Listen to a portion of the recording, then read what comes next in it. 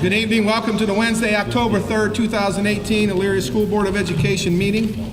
I'd like to call it order. Call the meeting to order. Madam Treasurer, call the roll. Mr. Brubaker? Here. Ms. Karstafen? Here. Mr. Bax? Here. Mr. Ellick? Here. And Mr. Gebhardt? Here.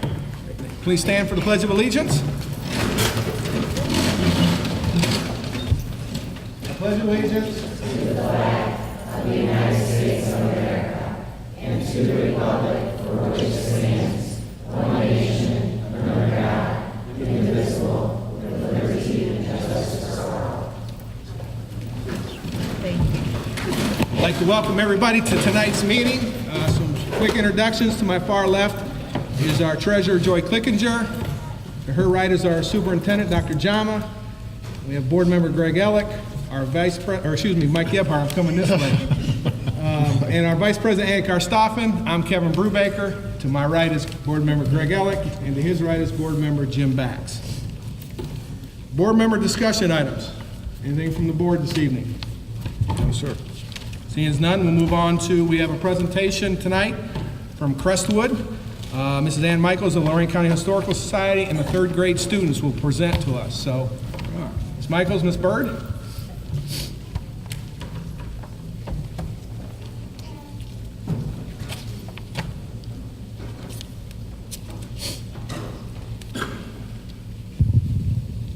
I'd like to thank you for inviting us here and for Helena Schuster for setting this up for us. Ann Michael and I, my name is Janet Bird. We are two of the education coordinators for the Lorraine County Historical Society. I'm sure most of you know we have two museums here in Elyria. One is the Hickories, beautiful mansion built in 1894-95 by the Garford family. And that house is set up the way it would be if a wealthy family still lived there today, set up the way it would have been in the early 1900s. The second museum, the Historical Society continues to call it the Star House, but its official name is the Lorraine County History Center. It is in the oldest house still standing on Washington Avenue, beautiful Italianate, built in 1857. That is set up as a museum with showcases and galleries and so on. Both buildings are open for tours Tuesday through Friday. You can check our website, lchs.org, to get more information and details about fees and so on, and other special events going on. Through the Historical Society, we offer a variety of programs, wide-ranging, and can present those to audiences of any age. We have what we call suitcase museums that we take on the road. We literally pack things in suitcases and take them into schools, to civic groups, social groups, a lot of assisted living groups, and so on. Our programs range from things on Native American living to Rosie the Riveter, a more recent program. This year, for the third grades and first grades of Elyria schools, we have put together two suitcase presentations. Both of them include a PowerPoint portion of the presentation. For grade 1, our program is entitled Frontier Living, and for that we bring a variety of items to illustrate some of the things they're going to see in the PowerPoint slides. I'll show you one item, which is an authentic tin horn, probably 175 years old, I would guess. I'm going to blow that for you.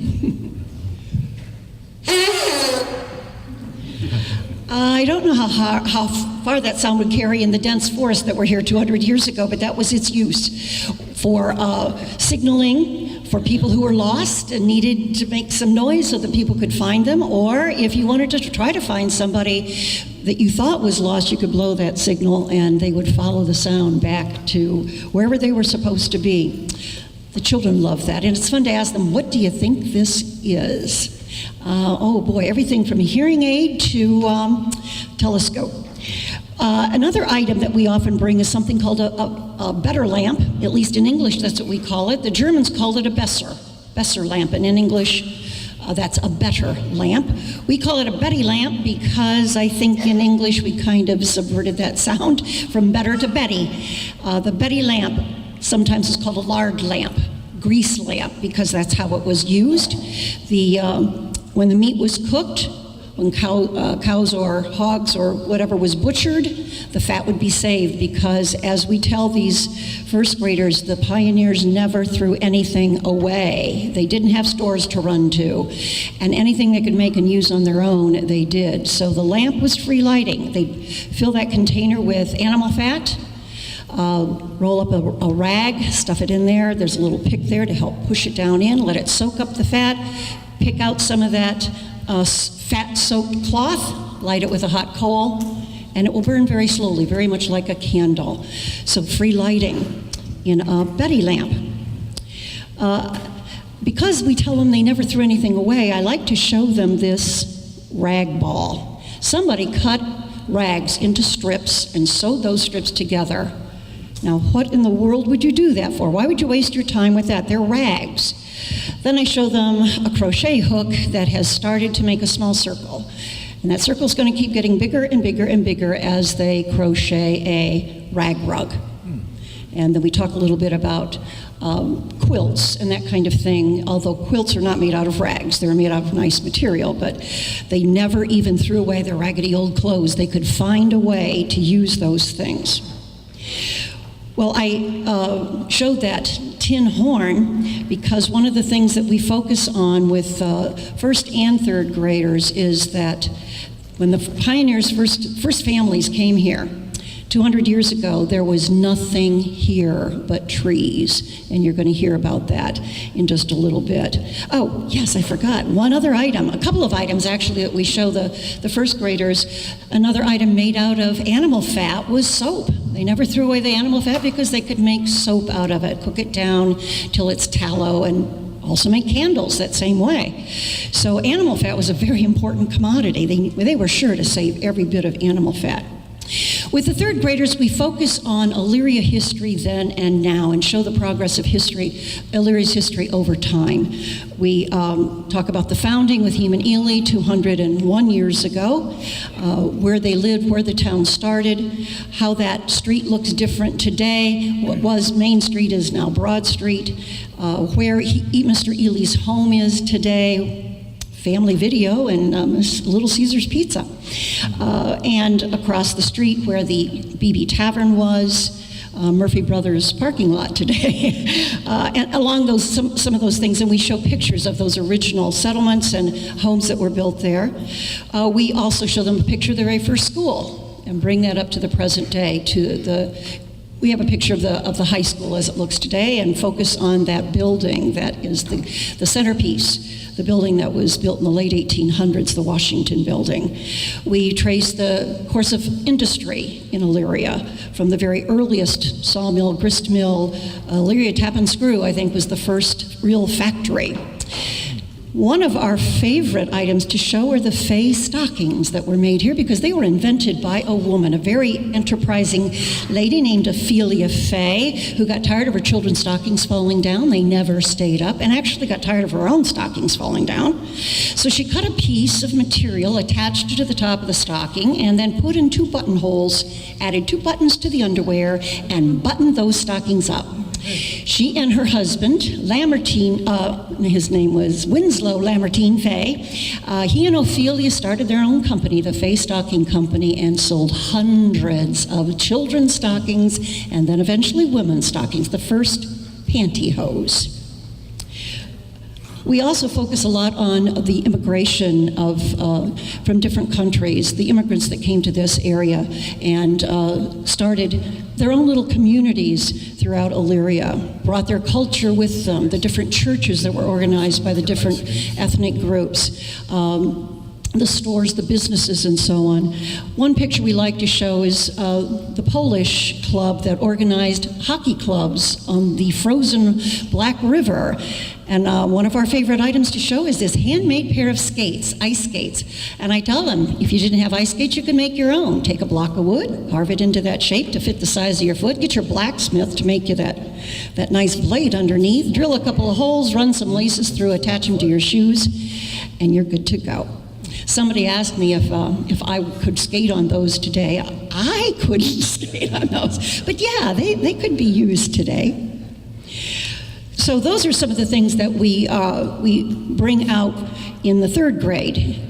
with the change of, throughout history, the changes that have taken place in Elyria, and try to bring it up to the present day. Part of their focus in third grade is to look at their local history then and now. And I think the third graders have a presentation. Interesting.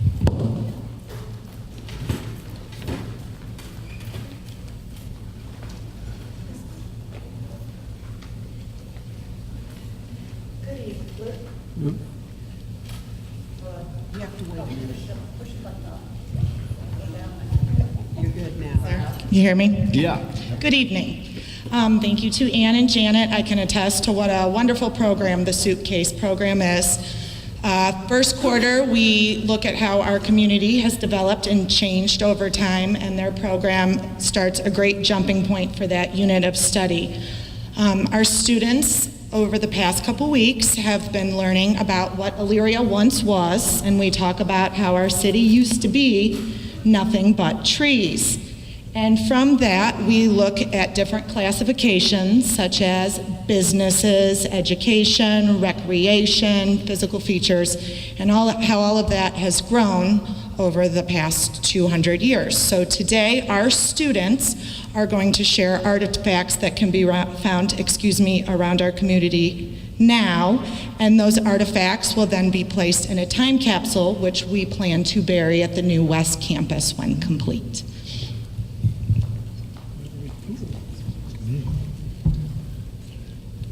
My name is Justice. My artifact represents education from today. Today's students of Elyria do a lot of their work on Google Chromebooks. Students work here using many different educational websites, and they also complete a lot of their assignments on Google Classroom. My name is Gavin. My artifact represents recreation. Recreation are things we do for fun. Today, many of the citizens of Elyria enjoy jumping on the trampolines at altitude located at 110 Market Drive. We have a flyer from Altitude. My name is Nolan. My artifact represents transportation from today. My form of transportation is car. Cars run on Today, cars run on fuel, or some are also electric. My name is Taylor. My artifact also represents education from today. This book is called Wonder. The story is an inspiring story about August Pullman, a boy with facial differences who enters school for the first time in 5th grade. Many of our teachers share this story to teach us about the uniqueness in all of us and the importance of acceptance. My name is Abigail. My artifact represents a physical feature. My artifact is an aerial view of Cascade Park. Elyria's park recently reopened with many transformations created by the Lorain County Metro Parks. The park has many walking trails, the Black River, and a new playground and splash pad for kids to enjoy. My name is Danica. My artifact represents a type of architecture today. My building is the Elyria Municipal Courthouse in downtown Elyria. The courthouse is located at 601 Broad Street. Many local government officials work here. My name is Lauren. My artifact represents a business from today. My business is Target. We will place a Target ad in our suitcases. Target sells many goods, including food, clothing, school supplies, and electronics. My name is Christopher.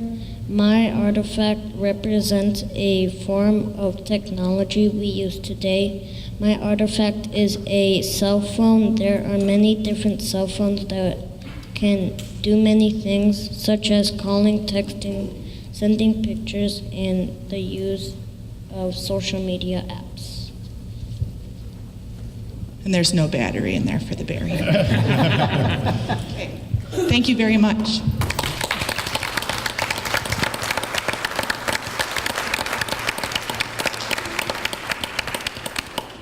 Thank you, Mrs. Bird and Mrs. Michaels, for your presentation as well as your support of the schools through this program.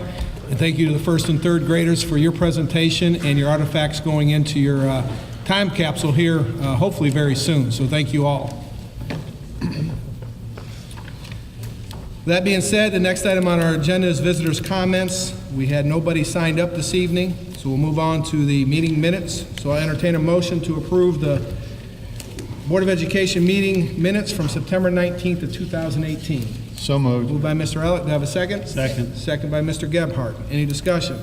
Madam Treasurer? Mr. Elick? Aye. Mr. Gebhardt? Aye. Mr. Bax? Yes. Ms. Karstafen? Aye. And Mr. Brubaker? Aye, motion carried. Treasurer action items. Ms. Clickinger. Thank you, Mr. President. This evening, all I have are donations, and I would like to acknowledge, express appreciation, and accept the donations as listed in your agenda. Thank you, Madam Treasurer. Do I have a motion to approve the items as recommended by the Treasurer? So moved. Moved by Ms. Karstafen. Do I have a second?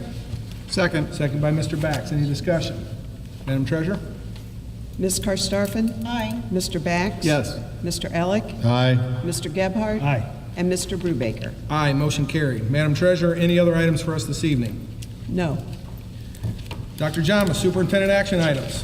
Thank you, Mr. President. At this time, I would like to make the following recommendations to the Board of Education for their consideration under superintendent action items. Number one, to declare the impracticality of providing transportation for the following pupils under sections 3327.01 and 3327.02 of the Ohio Revised Code due to the time and distance involved, the number of affected pupils and the cost of providing transportation, and approve offering payment in lieu of transportation to the parent and or guardian of the following pupils who reside within the Elyria City School District.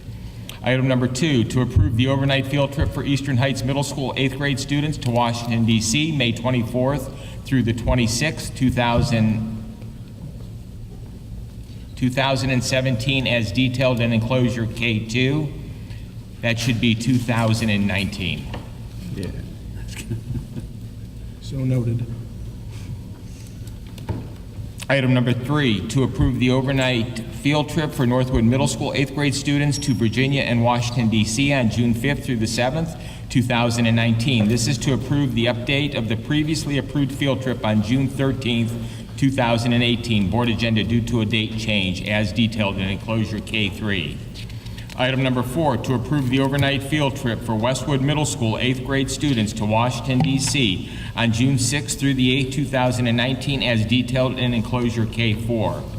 Item number five, to approve the stipends as listed below, $11.95 per hour, not to exceed 7.5 hours for the following attendant for mandatory CPI training. This stipend will be supported by the general fund.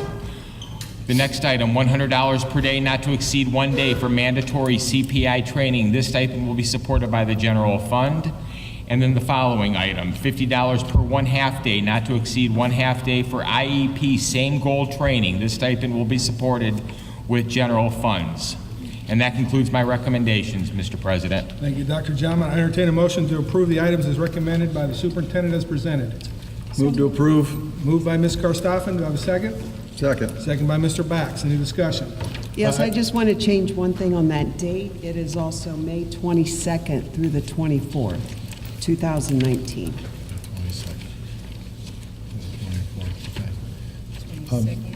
I just have a quick question. On this declaration of impracticality, what happens on this now that we... What happens is the parents will provide transportation to the students, and the district will reimburse the parents for transportation. Okay, that's what I thought. I just wanted to make Is sure. there a set amount, or how does that work? Yes, there is a set Is that amount. set by the code, revised code then, or? Yeah, I Okay. think it's about $150 a student. Okay. All right, great, thank you. On the trips that the students are taking, Dr. Jama, I know there was an issue last year with the company. Obviously, we're not using that. Is there any type of insurance that we take out to protect us? And From what I do understand, help me out with this, and they are doing insurance this year for the Washington, D.C. trip for issues that relate to what occurred last year. That is my understanding. Yes. great, thank you, Dr. Jama. Any other questions? Madam Treasurer? Ms. Karstafen? Aye. Mr. Bax? Yes. Mr. Elick? Aye. Mr. Gebhardt? Aye. And Mr. Brubaker? Aye, motion carried. Dr. John, personnel action items? Thank you, Mr. President. At this time, I would like to make the following recommendations under personnel actions as recommended by the superintendent. To approve the retirement of the certified staff as detailed below. Deborah Boyer and Judy Krieger, who will be retiring in July of 2019. Wish them the best of luck as they start a new chapter in their lives. Item number 2, to approve the appointment of the following certified staff as detailed below as substitute teachers. Item number 3, to approve the supplemental contracts of the following certified staff, and there are a list of them for different buildings throughout the district. Item number 4, to approve the payment of up to 5 supplemental workdays for counselors with approval from pupil or academic services for training and meetings that are not within the normal school calendar year. Item number 5, to approve the athletic supplemental contract of the following non-employee as detailed below.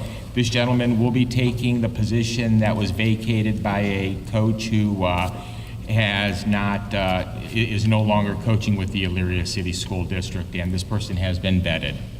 Item number 6, to approve the appointment of the following classified staff as detailed below.